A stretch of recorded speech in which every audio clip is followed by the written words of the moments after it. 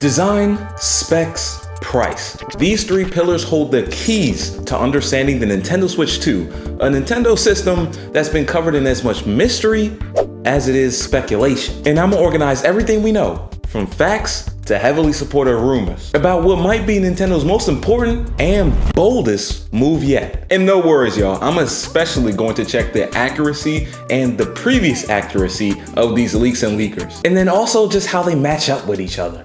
Now, we both know Nintendo is known for taking risks, but launching a successor to the Switch, that's a bold move considering that the Switch is still selling records, including the record for longest lasting console without a successor, previously set by the Famicom 34 years ago at 2,687 days. Now, I'm not here to overshadow the previous Switch's achievements. Y'all ain't finna get that out of me. The original Switch is approaching records set by the DS and the PlayStation 2, and it's legitimately solidifying itself as in the conversation for the greatest consoles ever 7 years in. But here's the real question.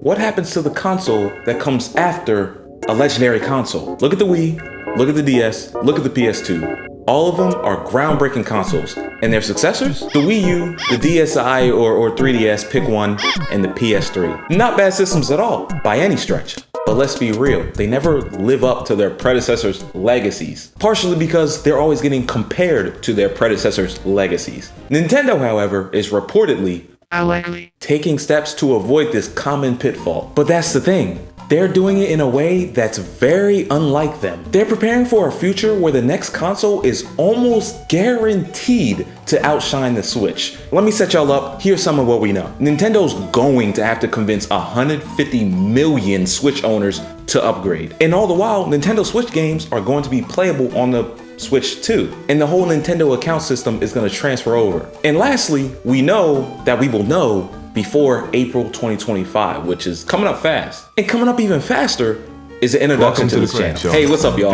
It's the Bread Show, where we give our anime and gaming opinions, while also doing a little bit of animating and gaming ourselves. Yeah, I went searching through the dark web, and even the darker web, previously known as Twitter, now X, and gathered a whole bunch of information. And I'm gonna make it neat for y'all, and I'm gonna make it concise, linear for y'all. And I'm gonna split it up into three things that I know people really care about: design, specs, price. Boom. And then give our little opinions and wants at the end of the video. And also, I'm gonna link all my sources and articles in the description below if y'all want to find it out yourselves. If you aren't subscribed, that's cool. Hopefully by the end of this video, I can convince you to come over to this side, you know what I'm saying? Where we growing and having fun. Pause. But subscribe to the channel. Please, please, please like the video. It helps the channel out a lot. Let's get straight into this. Design, specs, price. First off, design. Now, I'm gonna be real with y'all. Nintendo was operating on a Marvel type hush-hush need-to-know basis. But I've managed to piece together a couple intriguing details. Now, we gotta be a little quiet about this, all right? Come in. Listen. It looks identical to the Switch, but bigger.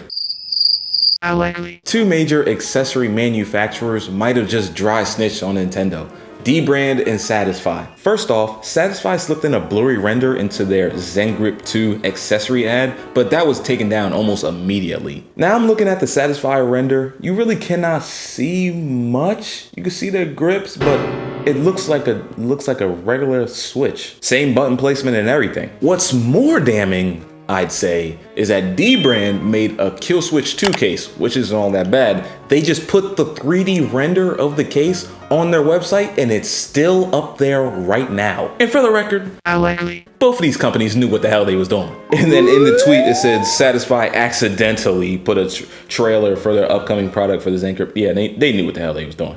And to add salt to the wound, D-Brand's president, who previously worked on the PS5, so he has credibility, said that the Switch 2 render on the website is dimensionally accurate. So people used what he said, did some digging around, and found out that the console is about a ½ inch taller and 1 inch longer than the OLED Switch. And then other things concerning the design, other than the render literally being showed in multiple places: magnetic Joy-Con controllers to attach to the sides, additional USB-C ports, 4K support, and even built-in microphones on controllers, which seems to be really not like Nintendo.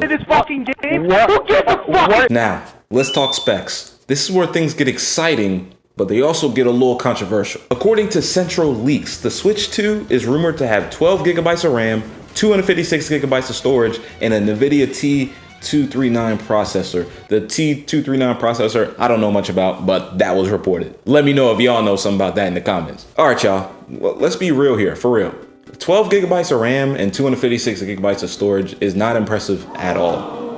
I don't know much about computer specs, but I know that modern consoles have skyrocketed beyond that point. But what's got me excited is that Nintendo has proven they have a track record of doing more with less. Even with the mid-specs, they've been doing this since the 64. You know, that little Nintendo magic that they be putting on their games to make a glorified tablet a top 3 selling video game console of all time. And for context, the current Switch OLED has 4 gigabytes of RAM and 64 gigabytes of storage, and the original Switch has 32 gigabytes. But you can expand that storage with micro SD cards. So that 12 gigabytes of RAM and 256 gigabytes of storage reportedly is an upgrade no matter how you slice it. And that's the most exciting part. And that's where I don't mind it not having a terabyte of usable storage. Plus, the leak suggests that the new console is going to be comparable to the old generation of consoles. I'm talking Xbox One X, PS4 Pro, and the Steam Deck, which is not bad for running Pokemon, let's be honest. They've said on numerous occasions that they're not trying to compete with the top of the line in power or price, and that model has worked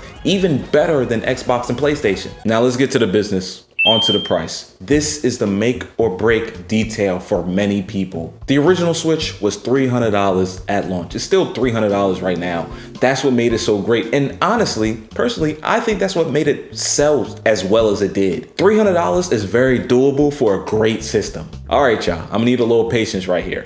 But a leaker known as Moisty Charlie said that the Switch 2 will cost $400. You know, inflation and all that. And to Moisty Charlie's credit, I don't want to decredit him. I don't know any of these people. I don't know any of these people. Apparently, he accurately predicted the PS5 Pro's announcement date and price to a T. Mind you, I don't know who the hell Moisty Charlie is, so I tried to find some other data to back that up. And what I found was that industry analyst Dr. Serkan Toto, and he also supports the estimate of $400, saying that the games will probably also cost around $70 like Breath of the Wild did, or Tears of the Kingdom did at launch. If this is true, if this is all true, if the $400 thing is true, that's still a very competitive price when compared to current gen consoles. The PS5 Pro just released at $700. And for a while, the PS5 price actually went up to like $550. So Nintendo's gonna be able to continue the theme of value over raw power, despite the new Switch being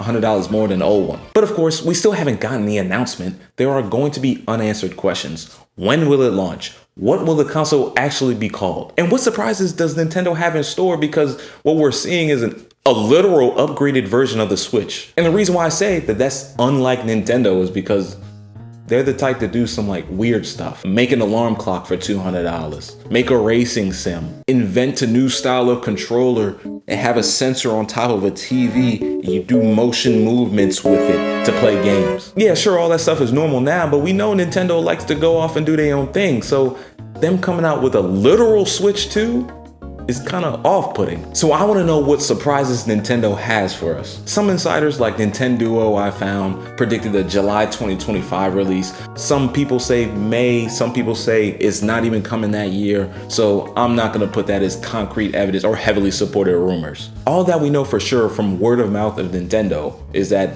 they will announce it before April 2025 and Switch games will be backwards compatible for the new Switch. And now for my own opinions and predictions, my own speculation. It should be called the Super Switch, an obvious nod to the Super Nintendo. I mean, really, they're doing the same thing. Just call it the Super Switch. And let's talk games. Y'all know I'm looking forward to that Pokemon Z to A. Y'all know I'm looking forward to whatever Gen 10 has to bring. Straight gas. On a PS4 Pro type, yeah, that's straight gas. Well, personally, I'm not as hyped for like a Splatoon 4 or Mario Odyssey 2. I've just never been that type of guy. I have no doubt that Nintendo will bring something unexpected when it comes to games that will be really playable and really fun. And for my negative opinions, I still don't think that even with these upgrades that are coming to the Nintendo Switch 2, I don't think that the third-party developers are still gonna favor that at all. I think like a lot of the previous Nintendo consoles, they're gonna have to rely on first-party developing, because a lot of the third-party developers value power anyways. I mean, we saw how Cyberpunk looked on the PS4. It turned out bad, and that was 5 years ago. 2K and Call of Duty will never be preferred on the Switch. But games that previously had difficulty running on the Switch, like a Sonic or Pokemon Unite, will be able to run smoothly now. So what are y'all thoughts on the Nintendo Switch 2? Let me know in the comments below. If you made it this far in the video, I congratulate you. Top tier watcher, top tier attention span. You are guaranteed to like all of my other videos. I got a lot of videos just like this. I talked about the N64, I talked about the PS1, I talked about the Sega systems, I talked about all of them. And then of course I got anime and gaming opinions, so please check those videos out. Also check out the streams with me and Dex. Sundays, Tuesdays, Thursdays, and a lot of days in between. We got chill Sundays where we react to stuff, play chill games. Tuesday is Pixelmon Tuesday, and then Thursday is like a group play, party play Thursday. You know, it's whatever the mood for the night. If you watch this far, please leave a like. It really helps the channel out a lot. And consider subscribing. Hopefully I convince you. Hopefully I convince you, bro. And yeah, hopefully y'all have a great day. Spread love, give inspiration in all you do. Have a great day. Help somebody out. Hold the door for somebody. Let's keep the positivity going. Spread love, give inspiration in all you do, and peace out. Welcome to the Show. Take 2.